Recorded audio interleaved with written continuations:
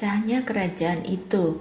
2 Tawaris 10 ayat 1 sampai 2 Tawaris 11 ayat 4. Kemudian Rehabeam pergi ke Sikem, sebab seluruh Israel telah datang ke Sikem untuk menobatkan dia menjadi raja. Segera sesudah hal itu kedengaran kepada Yerobeam bin Nebat, ia ada di Mesir, sebab ia melarikan diri ke sana dari hadapan Raja Salomo. Maka kembalilah ia dari Mesir. Orang menyuruh memanggil dia, lalu datanglah Yerobeam dengan seluruh orang Israel dan berkata kepada Rehabeam, "Ayahmu telah memberatkan tanggungan kami, maka sekarang ringankanlah pekerjaan yang sukar yang dibebankan ayahmu, dan tanggungan yang berat yang dipikulkannya kepada kami, supaya kami menjadi hambamu." Tetapi ia menjawab mereka, "Datanglah kembali kepadaku lusa." Lalu pergilah rakyat itu. Sesudah itu Rehabeam meminta nasihat dari para tua-tua yang selama hidup Salomo mendampingi Salomo ayahnya. Katanya, "Apakah nasihatmu untuk menjawab rakyat itu?"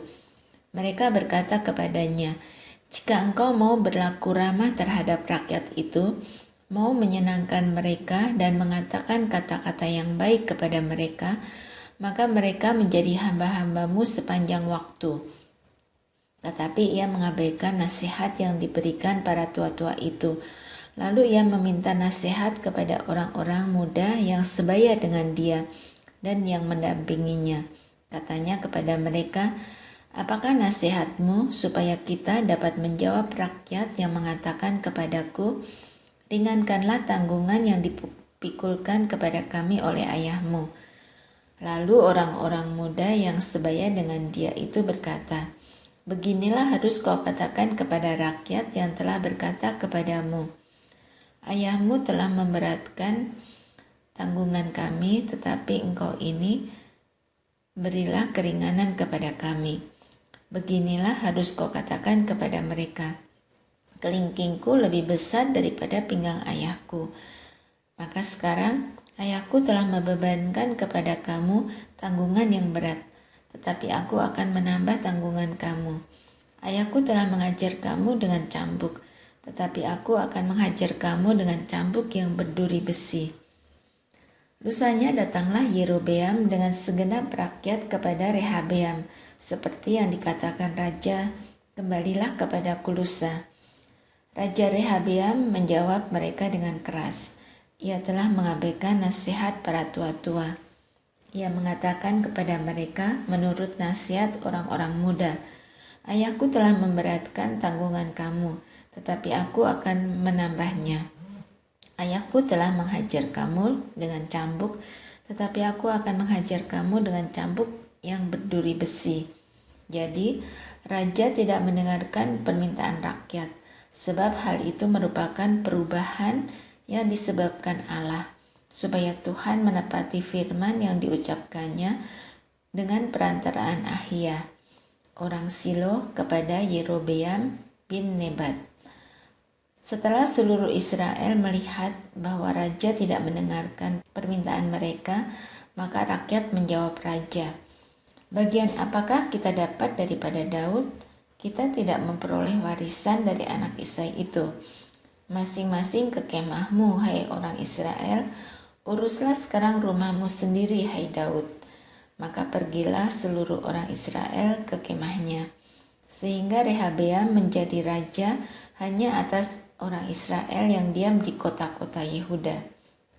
Kemudian Raja Rehabeam mengutus Hadoram yang menjadi kepala Rodi, tetapi orang-orang Israel melontari dia dengan batu, sehingga mati. Bahkan Raja Rehabeam hampir-hampir tidak dapat menaiki keretanya untuk melarikan diri ke Yerusalem. Demikianlah mulanya orang Israel memberontak terhadap keluarga Daud sampai hari ini. Ketika Rehabeam datang ke Yerusalem, ia mengumpulkan kaum Yehuda dan Benyamin, 180.000 teruna yang sanggup berperang untuk memerangi orang Israel, dengan maksud mengembalikan kerajaan itu kepadanya. Tapi datanglah firman Tuhan kepada Semaya abdi Allah demikian. Katakanlah kepada Rehabeam anak Salomo raja Yehuda dan kepada segenap orang Israel di Yehuda dan di Benyamin demikian. Beginilah firman Tuhan, janganlah kamu maju dan janganlah kamu berperang melawan saudara-saudaramu. Pulanglah masing-masing ke rumahnya, sebab akulah yang menyebabkan hal ini terjadi. Maka mereka mendengarkan firman Tuhan dan pulang dengan tidak pergi menyerang Yerobeam. Raja Rehabeam, pengokohan kerajaan, keluarga raja. 2 Tawaris 11 ayat 5-23. Rehabeam tinggal di Yerusalem dan memperkuat kota-kota kubu di Yehuda. Ia memperkuat Betlehem, Etam, Tekoa, Betsur, Soko, Adulam, Gad, Meres, Sif, Adoraim, Lakis, Aseka, Sora, Ayalon, dan Hebron yang terletak di Yehuda dan di Benyamin sebagai kota-kota berkubu. Ia memperkokoh kota-kota kubu itu dan menempatkan di situ kepala-kepala pasukan dengan persediaan makanan, minyak, dan anggur. Perisai dan tombak pun disediakan di tiap-tiap kota. Ia membuat kota-kota itu amat kokoh. Demikianlah Yehuda dan Benyamin menjadi daerah kekuasaannya. Para imam dan orang Lewi di seluruh Israel datang menggabungkan diri dengan dia dari daerah-daerah kediaman mereka. Sebab orang Lewi meninggalkan tanah penggembalaan dan milik mereka lalu pergi ke Yehuda dan Yerusalem. Oleh karena Yerobeam dan anak-anaknya melarang mereka memegang jabatan imam Tuhan dan mengangkat bagi dirinya imam-imam untuk bukit-bukit pengorbanan, untuk jin-jin dan untuk anak-anak lembu jantan yang dibuatnya. Dari segenap suku Israel, orang datang ke Yerusalem mengikuti orang-orang Lewi itu, yakni orang yang telah membulatkan hatinya untuk mencari Tuhan Allah Israel. Dan mereka datang untuk mempersembahkan korban kepada Tuhan Allah nenek moyang mereka. Demikianlah mereka memperkokoh kerajaan Yehuda dan memperkuat pemerintahan Rehabeam bin Salomo selama 3 tahun. Karena selama 3 tahun mereka hidup mengikuti jejak Daud dan Salomo.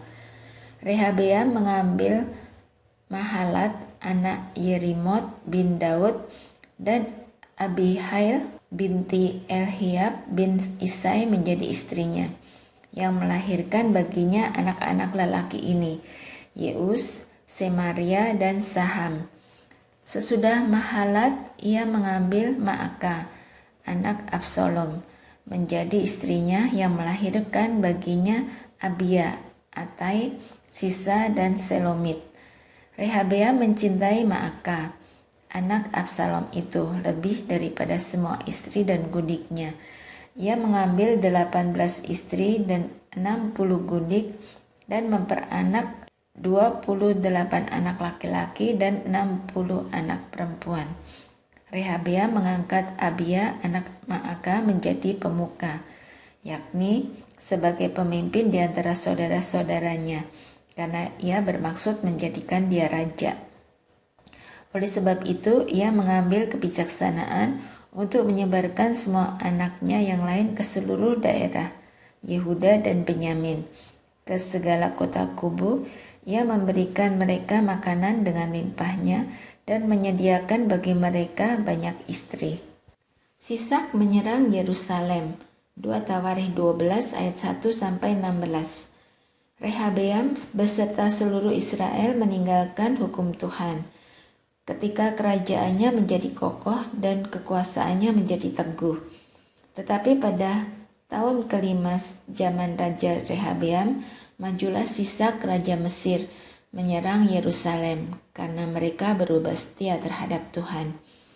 Dengan 1.200 kereta dan 60.000 orang berkuda, sedang rakyat yang mengikutinya dari Mesir, yakni orang Libya, orang Suki, dan orang Ethiopia tidak terhitung banyaknya, Ia merebut kota-kota benteng yang di Yehuda, bahkan mendekati Yerusalem. Nabi Semaya datang kepada Rehabeam dan pemimpin-pemimpin Yehuda yang berkumpul di Yerusalem, berhubung dengan ancaman Sisak, dan berkata kepada mereka, "Beginilah firman Tuhan, kamu telah meninggalkan aku, oleh sebab itu aku pun meninggalkan kamu juga dalam kuasa Sisak." Maka pemimpin-pemimpin Israel dan raja merendahkan diri dan berkata, "Tuhanlah yang benar." Ketika Tuhan melihat bahwa mereka merendahkan diri, datanglah firman Tuhan kepada Semaya bunyinya, "Mereka telah merendahkan diri, oleh sebab itu aku tidak akan memusnahkan mereka. Aku segera akan meluputkan mereka dan kehangatan murkaku tidak akan dicurahkan atas Yerusalem dengan perantaraan Sisak. Tetapi mereka akan menjadi hamba-hambanya, supaya mereka tahu membedakan antara mengabdi kepadaku dan mengabdi ke kerajaan-kerajaan duniawi." Maka majulah Sisak, raja Mesir itu, menyerang Yerusalem. Ia merampas barang-barang perbendaharaan rumah Tuhan dan barang-barang perbendaharaan rumah raja. Semuanya dirampasnya. Ia merampas juga perisai-perisai emas yang dibuat Salomo. Sebagai gantinya, Raja Rehabeam membuat perisai-perisai tembaga yang dipercayakannya kepada pemimpin-pemimpin bentara yang menjaga pintu istana raja. Setiap kali raja masuk ke rumah Tuhan, bentara-bentara datang membawa masuk perisai-perisai itu, dan mereka pula yang mengembalikannya ke kamar jaga para bentara.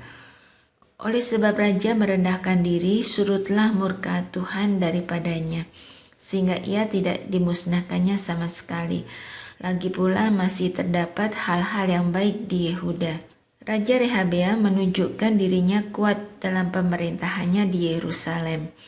Rehabeam berumur 41 tahun pada waktu ia menjadi raja, dan 17 tahun lamanya ia memerintah di Yerusalem, kota yang dipilih Tuhan dari antara segala suku Israel, untuk membuat namanya tinggal di sana. Nama ibunya ialah Naamah, seorang perempuan Amon. Ia berbuat yang jahat karena ia tidak tekun mencari Tuhan.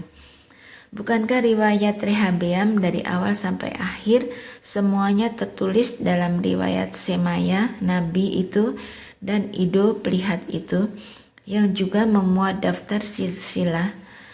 Antara Rehabeam dan Yerobeam terus-menerus ada perang. Kemudian Rehabeam mendapat perhentian bersama-sama dengan nenek moyangnya, dan ia dikuburkan di kota Daud. Maka Abia anaknya menjadi raja menggantikan dia.